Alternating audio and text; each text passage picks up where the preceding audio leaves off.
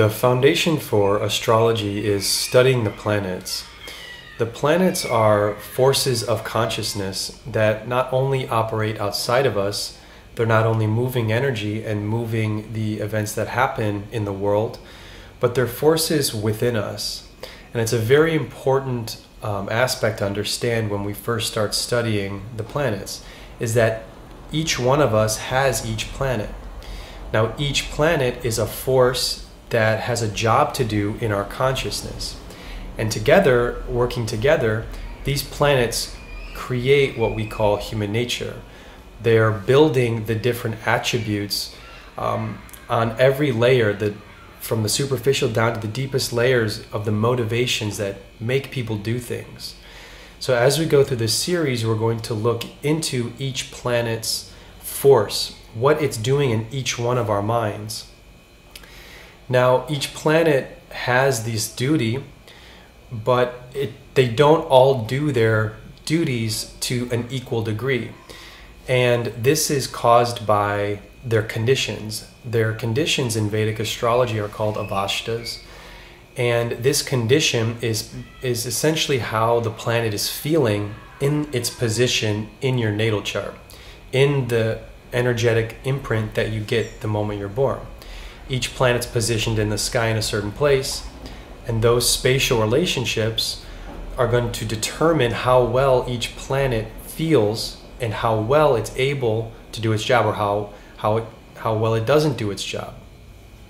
So when we're talking about each planet in this series, we're going to be talking about this is when the planet is doing its job well, ideally, perfectly. This is what it's doing. And likewise, when a planet is getting harmed and when it's not doing its job well.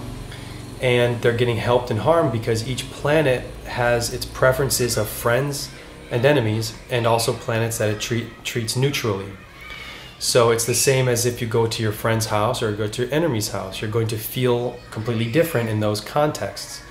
And if you see a person looking at you that's your enemy, it's going to be more stressful. And it's the same with a friend. When you have your friends looking at you, you're going to feel more comfortable.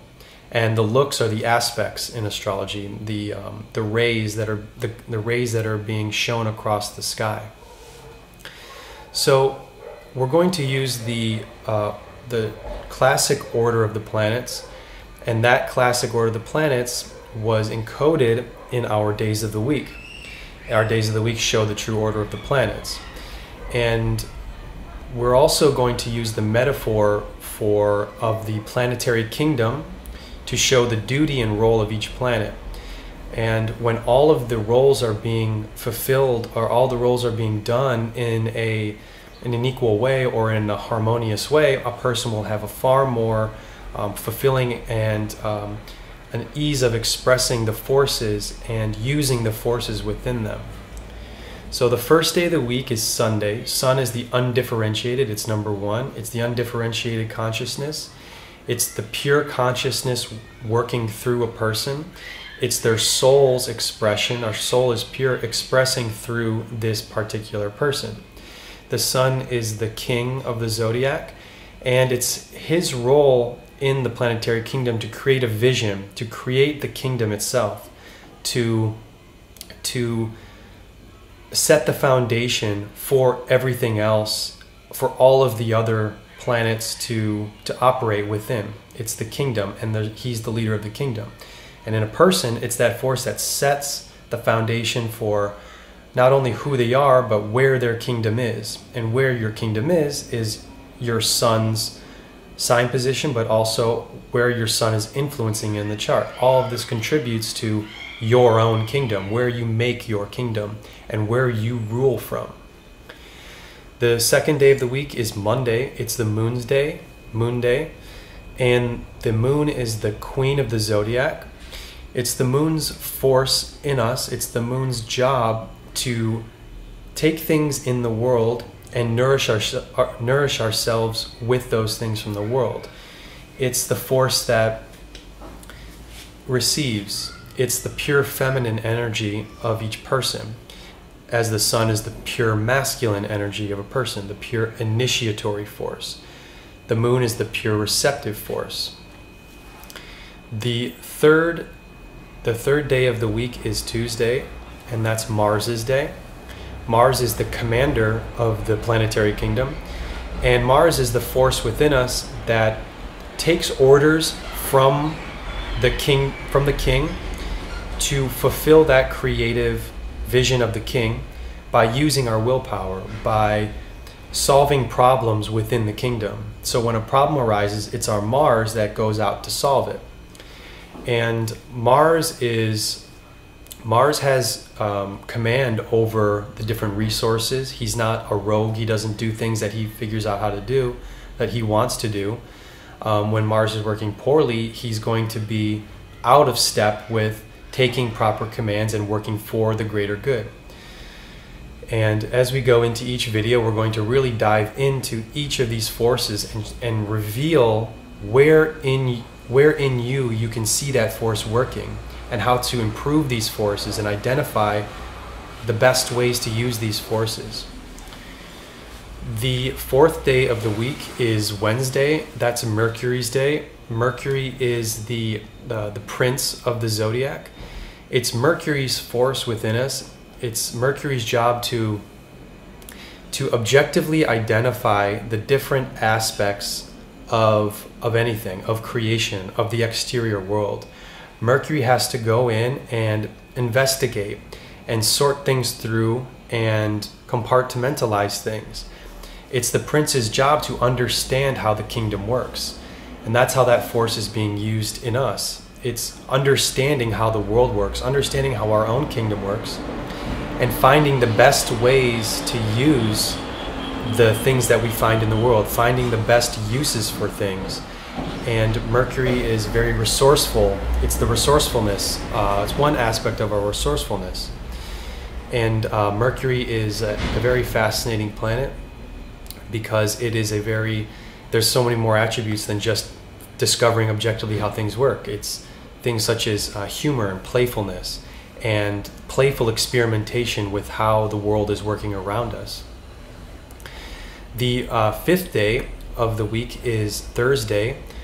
The fifth planet is Jupiter, and Jupiter is the force of wisdom. It's the force in us that is making the best decisions from the information that Mercury has found. Jupiter is the teacher. Jupiter is, in Vedic astrology, his name is Guru. Guru is the person that has the most knowledge and therefore shares that knowledge. And Jupiter represents justice, it represents morality. It's these forces within us that understand what morality is. It's not simply that it represents those things. It's that thing in you to understand how morality works in the context of different situations. And it's Jupiter's job in the kingdom, he's the counselor, to give advice to the king and to others about the most, how to do things in the most just way, to have the sense of what's the best way to do things that is the most righteous way, that will ultimately give the sense of goodness and allow more goodness to flow through us. Jupiter is also our sense of goodness, really. It's the sense of virtue and that feeling that, wow, I'm doing great at something and this feels good just to do it. That's Jupiter. That's the force of Jupiter working in us. And he's got this responsibility in the kingdom to make sure that there's a structure to how things are done in the way that promotes the most good for us and for everybody else. The sixth day of the week is Venus's day. It's Friday. Venus is the force within us that is evaluating the different decisions that we can make. It's a sense of self-worth, and from a positive sense of self-worth, we make the best decisions. And so Venus is likewise, like Mercury, operating in the material world, seeing the possibilities and evaluating the possibilities, not just experimenting with possibilities like Mercury, but it's evaluating what will create the best win-win situation for me and the other person when Venus is operating great. It's Venus in the planetary kingdom. Venus is the diplomat. So diplomats go out into the world. They dress really well. They present themselves really well. They present a sense of self-worth, and they negotiate with outside parties about what to exchange within the kingdom. What are you going to bring into your life that will promote a healthy lifestyle, promote you to be nourished in a similar way as the moon? But it's an equal trade. So Venus also represents a lot. There's a strong business component to Venus, because it's evaluating what's available and seeing what is going to bring about the best result for all the parties involved. The 7th day of the week is Saturn's day, Saturn day.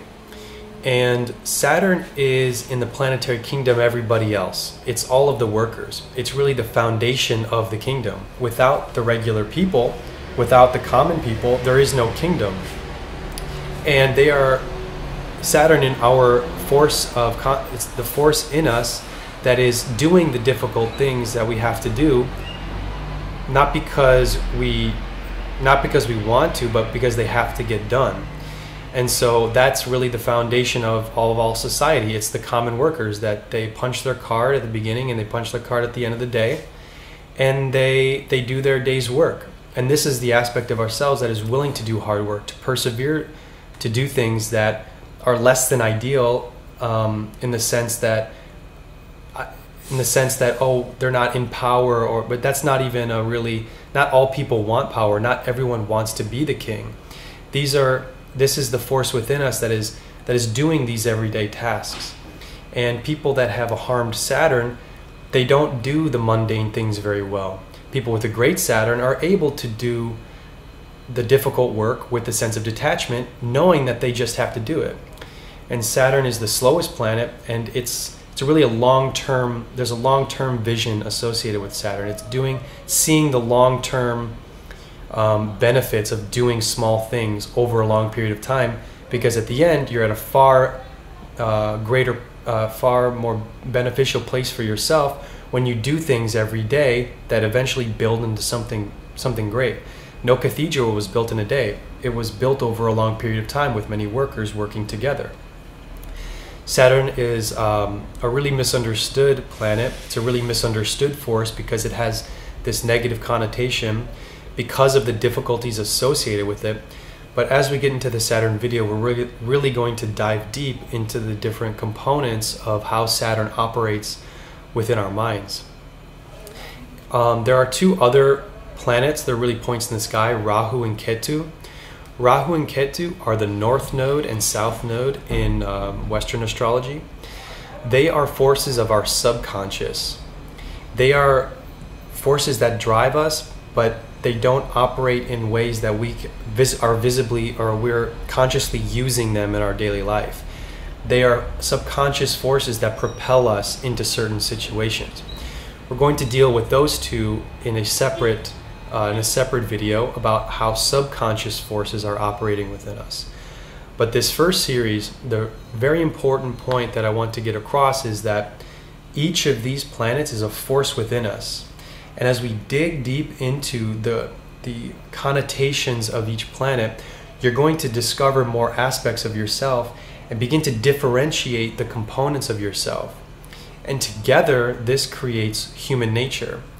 I've studied psychology for many years. I was a film director and a theater director, and I was so fascinated by human beings in general. And later on, by studying astrology, I was able to really define the components of human nature to a far greater degree than I could studying traditional texts about psychology, or the study of there are many different schools of how to study the human mind. But astrology really gets to the core and gets to very proper definitions of how each of these forces is working. And these forces are divine. They're not simply in the sky. They're divine forces. They are pure components of creation.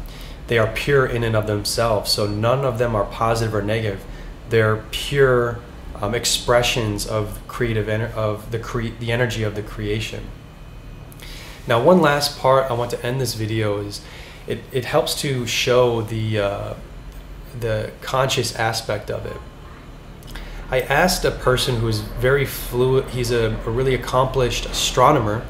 He's also very accomplished in many subjects to deal with esoteric subjects, hidden subjects about hidden things in the world, about the subtle energies. I asked him about the outer planets, Uranus, Neptune, and Pluto.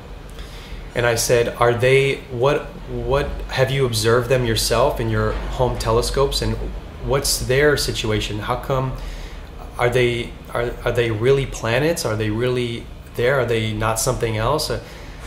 How can you define those? Because you can't see them with our naked eye. And he said, yes, I've seen them firsthand in my own home telescope. He has a 12-inch telescope that he connects to his digital camera. And he said that he read a book, I think he said from the 15 or 1600s, from an alchemist. And in that book it said that the higher that human consciousness gets raised, the more planets we're going to discover. And that really shows that the more that human beings elevate their understandings of themselves and spiritually elevate, become less materially driven, they will discover more physical planets in the sky.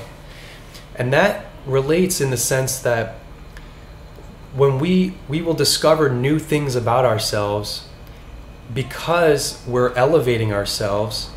And then likewise, we'll discover what those things are, where in the sky those elements are affecting us, where they are. Because those planets weren't discovered until around that time. They're not in Vedic astrology, for example. And they weren't actually discovered until around the 17 or 1800s. Don't quote me on these dates. I'm sorry, I'm not saying exact dates. But they weren't discovered until recently, Uranus, Neptune, and Pluto. Because humans are elevating mentally, gradually, as we ascend out of the Kali Yuga, as we're in the process of doing. So it really shows the aspect of consciousness that each planet is a part of us. And as we ascend higher, we can dive deeper into the attributes of ourselves. And not only will we discover more about ourselves, creation will reveal itself more, and that's exemplified by the discovery of these other planets.